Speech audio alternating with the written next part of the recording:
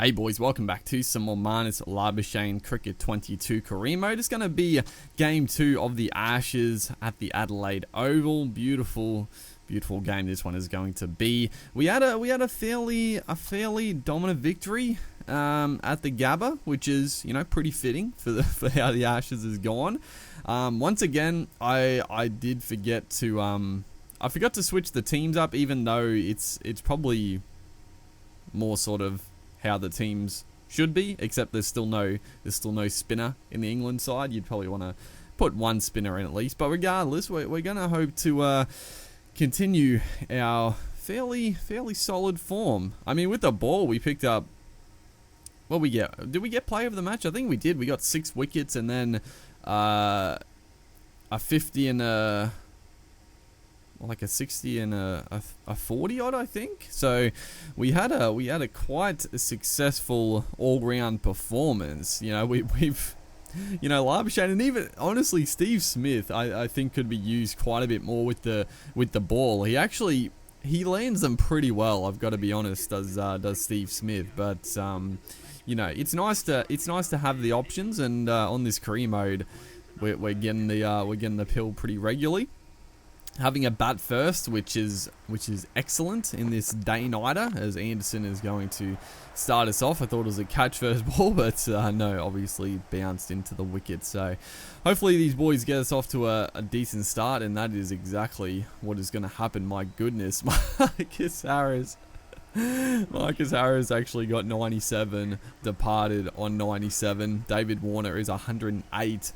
Of 131, we're 206 for one, not even in 50 overs yet. So this is, wow, this is quite the start. We're going at 4.5 and over, and all of this already we're flying in this game. It's starting to get to the nighttime period, which is, it's going to be a little tricky to start, but hopefully we can continue the dominance.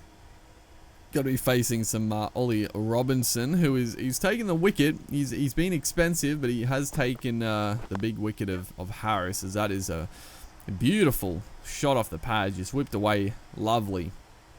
He's going to go for 4, probably going to be held up there. We'll scamper back for 3. Actually push for 4 if Warner is too slow. He is on 100, so I shouldn't be too disappointed, but probably should have been 4. Stuart Broad is going to continue from the other end here. Bangs it in short, and bang, rocks on and just smacks it for 4.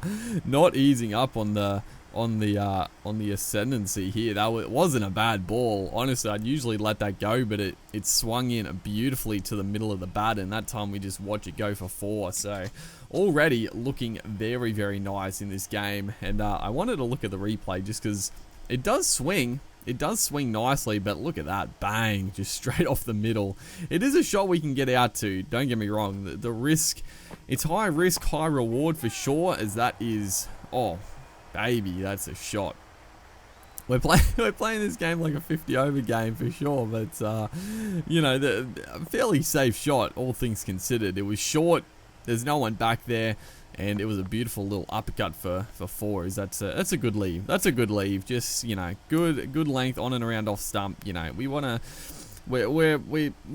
sort of catching the vibes of Warner here with the run rate, but we have to, you know, just get into our innings. We don't need to go hell for leather here. We can just work into it.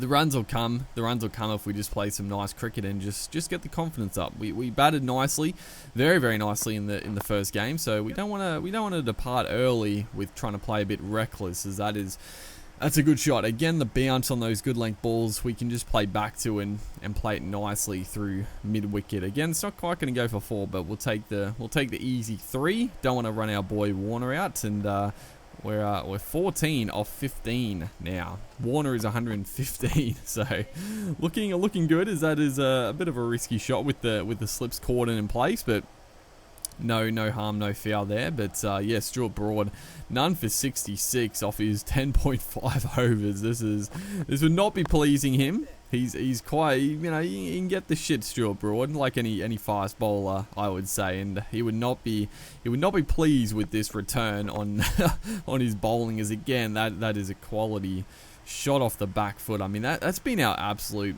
class shot in this innings. Well, our career so far. We played some elegant shots in the first game, and we're starting off beautifully in this one as well. It's a great shot. It's a great shot to play. Back foot cover drive. It is a Marnus special as well, as that's a bit of a rank shot. Very lucky it didn't clean us up. I don't know how it missed, honestly, but it is a Marnus special. He does love to play that back foot punch through cover, through point. As again, this one just getting it to rise off a length. We're losing our head a little bit here. Just get back into the groove. You know, no need for anything ridiculous. Just get back into it. Again, not a good shot. I don't know. We're getting caught up in the score. The scoreboard it's in our head a bit. 1 for 241.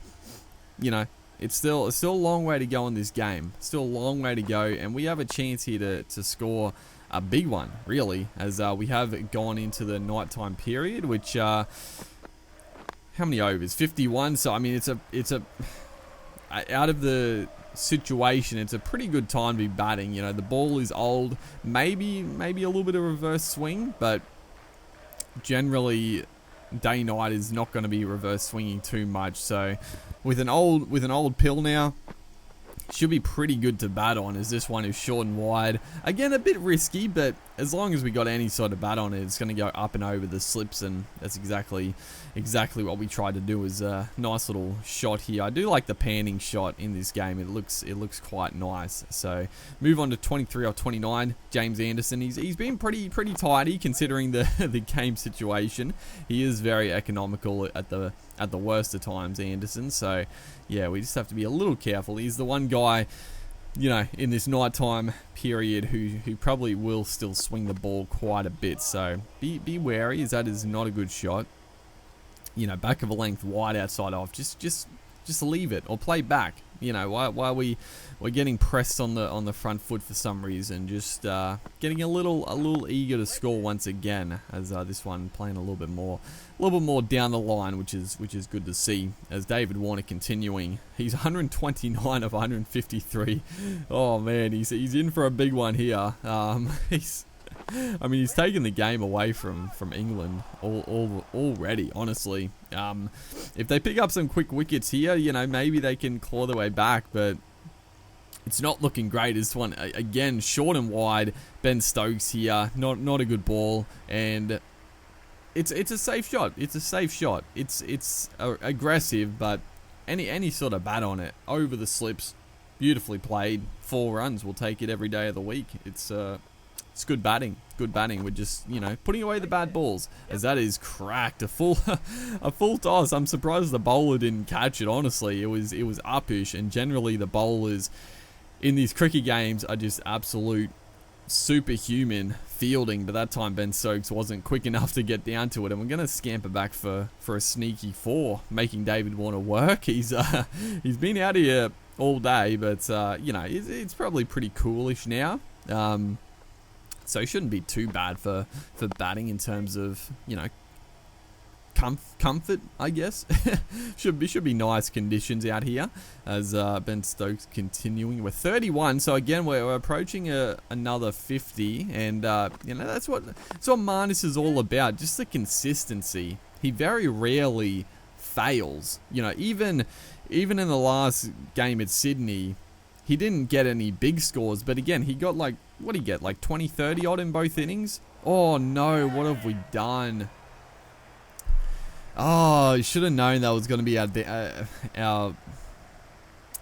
way of getting out. I thought it was a safe shot, but this time it just didn't. I don't know. The physics on it just didn't seem right, in my opinion. I'm not trying to make excuses, but I don't know why it went straight to the slips like that. But regardless, not a great shot. I mean, we got away with it. We hit some 4s, but David Warner gets 276. Oh my word. 276, and that has just put us in a very, very good position in this game, as we come into the fray with the ball. They're 1 for 90, so obviously it's a flat track. I mean, it's obviously not doing a whole heck of a lot, even in these nighttime pink ball conditions. I don't know, dude. It's very, very flat, apparently. But hopefully we can get the breakthrough. Hamid and David Malan are putting on quite the partnership. It's looking a little bit dangerous. But like I was going to say before we played a ranked shot and got out, you know, in real life, Marnus, even when he doesn't score big, he still gets 20, 30 odd. He very rarely gets out for naught, for nothing. You know, he just values his wicket, and that's honestly probably the reason he got out a bit early on at Sydney. You know, he was probably a little less patient, perhaps. He wasn't quite as hungry, maybe not. I'm sure he still wanted to score runs, but he was playing a few more balls outside off stump. You know, and that was a bit of nip away, nip in. You know, that's how you get the edge. But you know, throughout his career, even in good batting conditions, he's always been very, very patient until he knows he can score, and he can score quickly. So I think, yeah, at Sydney he was just a little bit, you know, and like we were here, just a little bit maybe overconfident. Bit overconfident that we could, you know, score some quick runs. But right here, I had to look at the replay because we got a bit of rip on this one. I thought it was close, but not quite as close as I thought. It's gone for a few runs into our third over here. None for 18. David Malan is taking to us a little bit. So both these guys passed their 50, and you know, we're still in a very good position as they're both. Oh my God, they're both going to get 100. It was a golden duck for. Who was it? Rory Burns, I guess it must be. Oh my God, Rory Burns. When you see your number 3 and your other opener both approaching 100 and you get a golden duck, that's got to sting. Poor old Rory Burns. He's had a tough series. Hamid, you know, a lot of talk around that he's going to be dropped as that one. Oh no. Almost carried. If the man in close there could have just dove forward. If it was us, if it was Marnus under the lid, you know he would have gone for it. But who is this under the lid? I don't know. Looked like a lion maybe, but yeah, could have made a little bit of a better effort. As Hamid here, 98, very close to his 100, but he is not going to get it. He's, oh no, the cheesy hitting it into his foot. I didn't really mean him to do this, but we bowled the full one. He's hit it right into his toe, and that's going to be a good grab down low. So Hamid gets 98. We pick up the big breakthrough, and 2 for 198, and we got our bunny at the crease now, Joe Root, as he played a little delicate little guide. Oh my God, that's a risky shot, but he's got away with it. Fair enough. But Dave Malan, if we can get Malan here, all of a sudden we're in the box seat again. I mean, they still trail by over 300 runs, so we're in a good position. But you know, if Root and Malan can get a big partnership and score some quick runs, and you know, they're putting them back in the game. Oh, that is close. Oh, that is very close. Malan, it's a big wicket to get. Not going to be given, but surely. I mean, we got 3 challenges. The umpires generally aren't wrong, but this looked really close. We're not getting a heck of a lot of spin. It's pitched just in line on leg middle. It's spun too much. Oh my God. I didn't think it spun that much. I mean, it's not a heck of a lot of spin, but just enough to be missing the stumps, unfortunately. I thought it was close, and I think it was worth the challenge. Personally, I think it looked like it more just straightened up the line, but nah, it just spun a little bit down legs. So we could have got 2 big breakthroughs, Malan and Hamid, before the 100. That would have been incredible. As this is going to be worked away from Malan. It could be his century. It's racing along the outfield, and I think they're gonna scamper back for 3. So Dave Malan in the next morning session. Are they going to get 4? What are you doing? The fielding. Oh my God, that's quite frustrating.